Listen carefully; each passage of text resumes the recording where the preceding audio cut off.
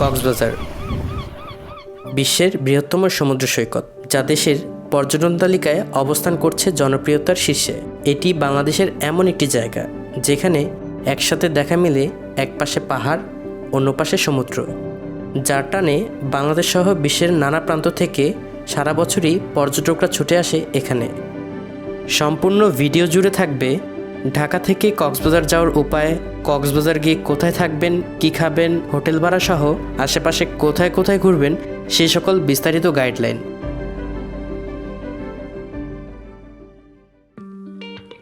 আমাদের এবারের কক্সবাজার ভ্রমণটি শুরু হতে যাচ্ছে ঢাকা কল্যাণপুর থেকে। এই যাত্রায় আমরা যাচ্ছি সেজুতি পরিবহনের একটি এসি বাসে করে। প্রথমেই আমরা একটি মিনি ট্রানজিট বাসে করে রওনা দিই মতিঝিল আরামবাগের উদ্দেশ্যে, কারণ সেখান থেকেই রাত 11:30 মূল বাস ছেড়ে যাবে, যা আমাদের ঢাকা থেকে সরাসরি কক্সবাজার পৌঁছে দিবে। আপনারা চাইলে ঢাকার যে কোনো পয়েন্ট থেকে পেয়ে যাবেন কক্সবাজারগামী সকল পরিবহনের বাস। নন এসি বাসের ভাড়া পড়বে জনপ্রতি 900 টাকা, আর এসি বাস শ্রেণীভেদ অনুযায়ী 1100 টাকা থেকে 2500 টাকা পর্যন্ত।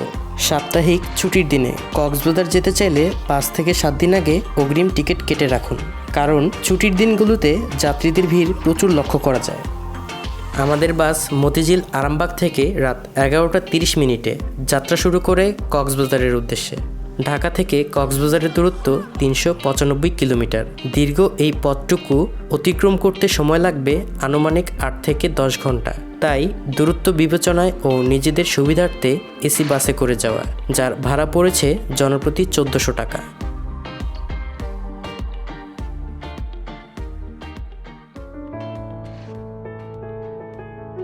রাত 2:24 কুমিল্লার নূরমহল রেস্টুরেন্টে আমাদের আজকের যাত্রা বিরতি। যে কেউ চাইলে ফ্রেশ হয়ে রাতের খাবারটা সেরে নিতে পারেন, তবে অবশ্যই খাবার কেনার আগে মূল্য সম্পর্কে জেনে নেবেন, কেননা যাত্রা বিরতির প্রত্যেকটি হোটেলগুলোতে খাবারের দাম নির্ধারিত মূল্য থেকে অনেক বেশি হয়ে থাকে। 20 মিনিটের যাত্রা বিরতি শেষ করে আমাদের বাস আবারও ছুটে চলল কক্সবাজারের উদ্দেশ্যে। কক্সবাজারে এক নতুন সকাল। সময় তখন ভোর 7টা। কখন যে রাত কেটে সকাল হলো তা বুঝতেই পারলাম না। মনে হচ্ছিল এ যেন এক রূপকথার রাজ্য।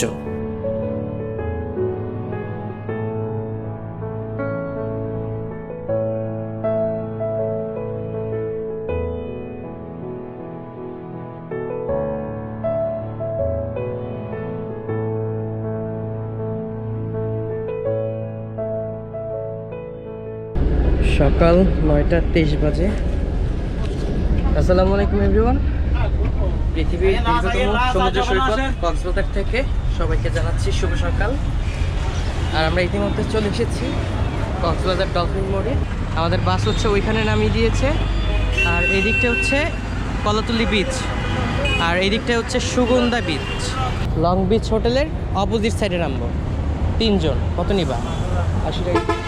80 টাকা কেন? 3 জন 30 টাকা একটু আগে বলা হয়েছে। কক্সবাজারে বাস মূলত সবাইকে ডলফিন মোড়ে নামিয়ে দেয়। ডলফিন মোড় থেকে হাতের ডান দিকে দেখা মিলবে এই হোটেলগুলো। পর্যটকদের অনেকটা অংশই চলে যায় লাবণী ও সুগন্ধা বিচ সংলগ্ন হোটেলগুলোতে।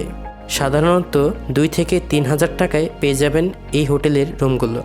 আমরা ঢাকা থেকে হোটেল এসপ্লানেড রুম বুকিং করে এসেছি। ওয়ালাইকুম আসসালাম। ভালো আছেন? আসলে আপনার কথা মনে বলতেছেন যে আমি চিন্তিত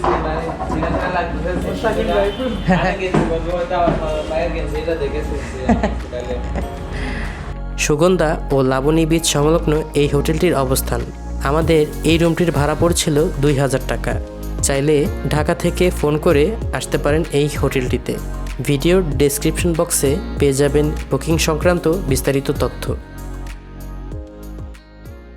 সকাল 11:10 আর আমরা ইতিমধ্যে চলে এসেছি সকালের নাস্তার জন্য বাসমতি কাচ্চি অ্যান্ড রেস্তোরাঁয়।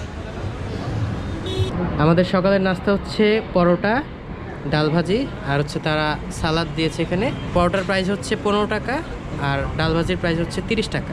আর এই যে আমরা সবাই বসে এখানে খাচ্ছি। হোটেল থেকে আমরা বেশ কিছু সময় বিশ্রাম করে চলে আসলাম সুগন্ধা বিচে। এখান থেকে হাতের বামে চলে গেলে কলাতলি বিচ এবং হাতের ডানে লাবণী বিচ। আনন্দের মুহূর্তকে ফ্রেমে বন্দি করতে এখানকার ক্যামেরাম্যানরা সর্বদা প্রস্তুত। তবে ছবি তোলার আগে এর মূল্য এবং মোট কতটি ছবি তুলবেন এই বিষয়গুলো অবশ্যই কথা বলে ক্লিয়ার করে নেবেন, কেননা অতি লাভের আশায় কখনো কখনো এরা অপছন্দের ছবিগুলো ডিলিট না করে পছন্দের বাছাই করা ছবিগুলোর সাথে একত্রে যুক্ত করে দেয়। কত ছোট বড়? 500 টাকা ছোট রাইড হচ্ছে না, 400 টাকা এখান দিয়ে সিঙ্গেল পিস যান, সিঙ্গেল পিস দিয়ে দুই টাকা নেন। ওই যে লাল সিলাইটা দেখো, লাল সিলাই করা দামাদামি করে চাইলে 200 থেকে 300 টাকায় চড়তে পারেন এই ওয়াটার বাইকগুলোতে। সমুদ্রভাগের বেশ কিছুটা অংশে কোমর সমান পানি থাকায় সাঁতার না জানলেও নামতে পারেন এখানে। চাইলে টিউব নিয়েও নামতে পারেন, যেগুলো ঘন্টা প্রতি 40 টাকায় ভাড়া নিতে পারবেন। তো চলুন আমরাও কিছু সময় উপভোগ করি সমুদ্র স্নান।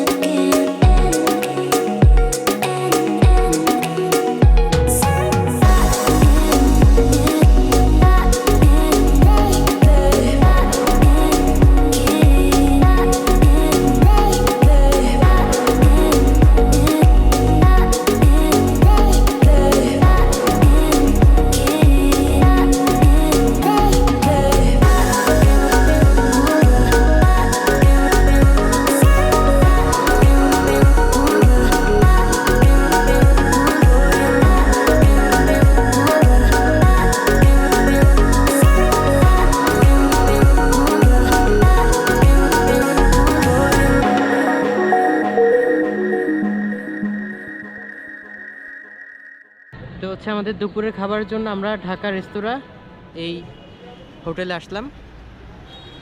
দুপুরে সাদা ভাত, গরু মাংস, মুরগি, রূপচাঁদা, কোরাল, চিংড়ি, সাগরের লাল, পোয়ালের ট্যাপেরাই, শুটকি ভর্তা, কোরাল মাছের ভর্তা, আলু ভর্তা, সিম ভর্তা, বেগুন ভর্তা, করলা ভাজি, ভেন্ডি, মিক্স সবজি, ডাল। আমাদের দুপুরের খাবার হচ্ছে সাদা ভাত, মাছ ভর্তা, তারপর হচ্ছে শুটকি ভর্তা, এখানে হচ্ছে আমরা মুরগি নিয়েছি, ডাল আর এই যে সালাদ দিয়েছে তারা। আমাদের টোটাল প্যাকেজ পড়েছে হচ্ছে 150 টাকা। দিনের আলো ফুরিয়ে এলেও ফুরায় না সমুদ্র পাড়ের পর্যটকদের সংখ্যা। দুপুরের খাবার শেষ করে রুমে গিয়ে একটু বিশ্রাম, তারপর আবারও সমুদ্রের টানে বিচে ফিরে আসা। সময় বাড়ার সাথে সাথে এখানে জমে ওঠে বিচ সংলগ্ন বার্মিজ মার্কেটগুলো। কক্সবাজারে সবথেকে মূল আকর্ষণ হলো এইসব সামুদ্রিক মাছ। কক্সবাজার আসবেন অথচ এই খাবারগুলো ট্রাই করবেন না, তা কি করে হয়? সাধারণত সন্ধ্যা থেকে শুরু হয় এসব দোকানগুলো। কাঁকড়া এগুলো? জি ভাইয়া। আর এগুলো কি?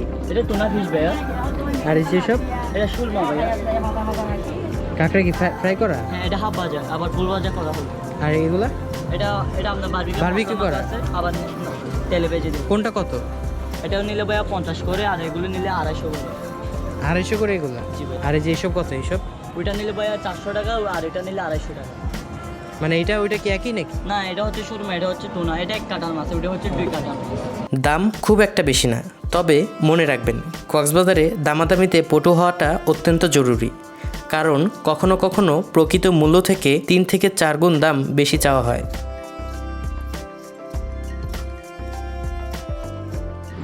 সকাল 10টা বেজে 35 মিনিট।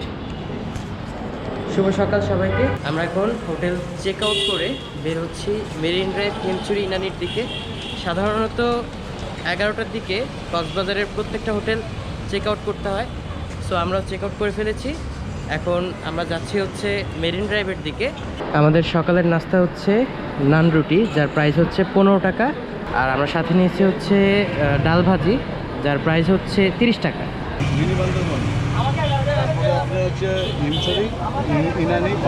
হ্যাঁ, আচ্ছা কখন আসবো তাহলে? আমি একটু যদি টাইমটা অ্যাডভান্স করতে পারেন তো ভালো। যদি মনে চায় যে না আমি ভালোভাবে আপনাদেরকে দেখাইছি, এনজয় দিচ্ছি, তাহলে বকশিস দিতে না পারেন, এখনও দাবি আচ্ছা।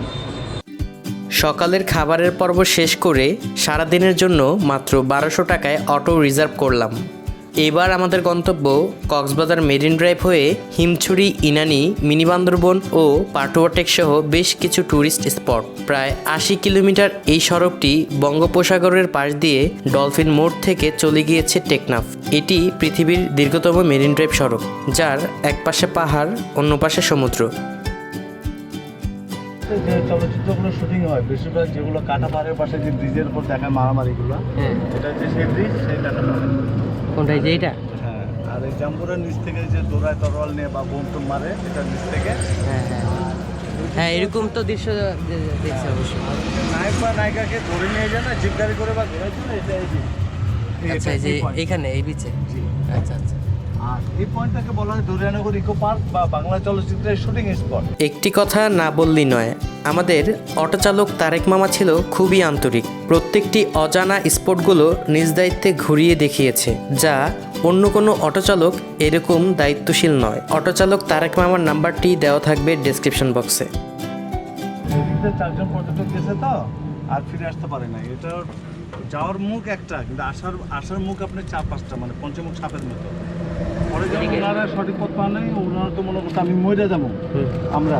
পরে 4 জনের মধ্যে একজন ইয়া ছিল, বুদ্ধিমান ছিল, উনি পার উপরে উঠা অনেকক্ষণ আনার পর যখন নেটওয়ার্ক পাইছে তখন 999 ফোন দেয় এখানে। হ্যাঁ, তখন 999 ফোন দিলে পরে ওনারা বলছে আপনারা পাহাড়ে থাকেন, আমরা হেলিকপ্টার পাঠাচ্ছি। কিন্তু ঝর্ণা কিন্তু এইটা, বুঝলেন? হিমছড়ি? হ্যাঁ, এটাকে বলা হয় হিমছড়ির ছোট ঝর্ণা। ঝর্ণায় তো পানি নেই এখন, একটু একটু আছে। এই যে কয়েকদিন পর আবার তুমুল ঝর্ণা পড়ে, মানে সবাই গোসল করে। আর যেটা হিমছড়িতে যেটা ঝর্ণা আছে, এটা তো হচ্ছে স্যালোমেশন দেওয়া। আর আপনারা লকডাউনে একটা নিউজ পাইছেন হয়তো, কক্সবাজার 2টা তিমি মাছ আসছিল। হ্যাঁ হ্যাঁ, তিমি মাছ। এখানে একটা আসছিল এই বস্তাটার সামনে, আর ওই পাশে একটা অনেক বড় তিমি মাছ, ধরেন এখান থেকে তার এত বড়। প্রায় 30 মিনিট সময়ের পর আমরা পৌঁছে গেলাম মিনি বান্দরবন খ্যাত সেই গোয়ালিয়া পালংয়ে। সারি সারি নয়নাভিরাম পাহাড়গুলো মুগ্ধ করেছে সবার। কক্সবাজার ইনানি সড়ক হতে রেজুখাল ঘেঁষা রোডটি ধরে চলে গেলেই দেখা মিলবে এই মিনি বান্দরবন। আমরা যে দূরে যে বড় পাহাড়টা দেখতে পাচ্ছি, ওইটা হচ্ছে আমাদের বাংলাদেশের সীমানা, কিন্তু তারপরে হচ্ছে মায়ানমার, অর্থাৎ বার্মা। আচ্ছা, ওই যে ওই পাহাড়গুলো দেখা যাচ্ছে ওইখানে না? হ্যাঁ, ওই বড় উঁচা পাহাড়টা। হ্যাঁ, ওইটার পরেই মায়ানমার। হ্যাঁ, ওটার পরে মায়ানমার। এবং আমরা যে স্থলে দাঁড়িয়ে আছি এটাকে বলা হয় মিনি বান্দরবন।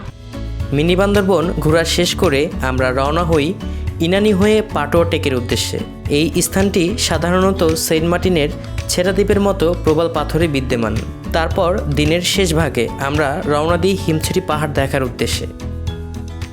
এখন সময় বিকাল 5:18, আর আমরা ইতিমধ্যে চলে এসেছি হিমছড়ি ঝর্ণা এবং ইকো ট্যুরিজম কেন্দ্র হিমছড়িতে। মূলত এই হচ্ছে মূলত হিমছড়ি পাহাড়।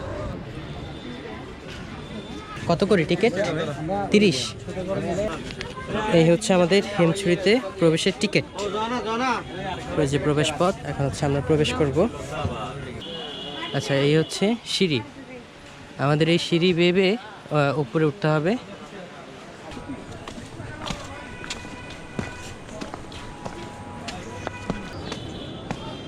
এই যে আমরা অলরেডি চলে এসেছি হিমছড়িতে।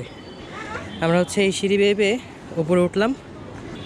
যে বিশ্রামের জন্য বেশ কিছু বসার সিট ওনারা করে দিয়েছে। এখানে হচ্ছে আমাদের আবারও সিঁড়ি বেয়ে উপরে উঠতে হবে। আর এই যে চারপাশে এরকম একটা পরিবেশ, আল্লাহু আকবার।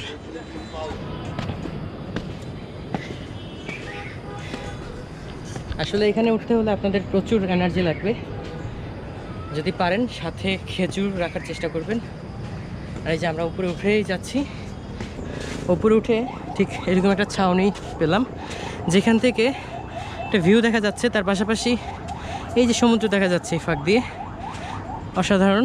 এইখান থেকে অসাধারণ একটা ভিউ দেখা যাচ্ছে, অসাধারণ। আর এই যে অনেক পর্যটকরা এখন বাইরের দিকে নেমে যাচ্ছে।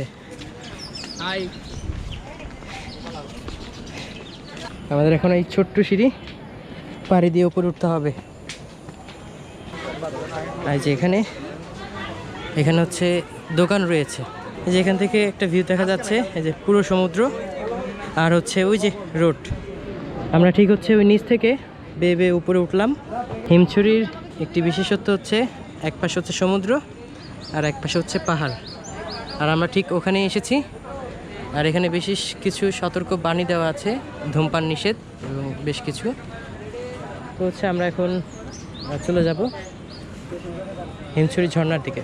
যে ঝর্ণা এই দিকে। আপনারা হচ্ছে যারা ঝর্ণায় যাবেন তারা হিমছড়িতে ঢুকেই হাতের ডানে হচ্ছে যে গদিটা চলে গেছে ওইটাই হচ্ছে হিমছড়ি যাওয়ার যে ঝর্ণা সেটা, আর তার উপরে হচ্ছে আপনারা একপাশে পাহাড় সমুদ্র দুইটাই উপভোগ করতে পারবেন। তো আমরা এই যে অলরেডি চলে এসেছি ঝর্ণার ঠিক কাছে। এখন সময় সন্ধ্যা 6:12, আর হচ্ছে আমরা ইতিমধ্যে চলে এসেছি সেই হিমছড়ি ঝর্ণাতে। এই হচ্ছে সেই হিমছড়ি ঝর্ণা, যেখানে সব পর্যটকরা এসেছে। সুবহানাল্লাহ। আমরা হচ্ছে ঠিক এই পথ দিয়ে এখন হচ্ছে এসেছি একদম আমাদের কাঙ্ক্ষিত সেই হিমছড়ি ঝর্ণাতে। এই হচ্ছে সেই হিমছড়ি ঝর্ণা।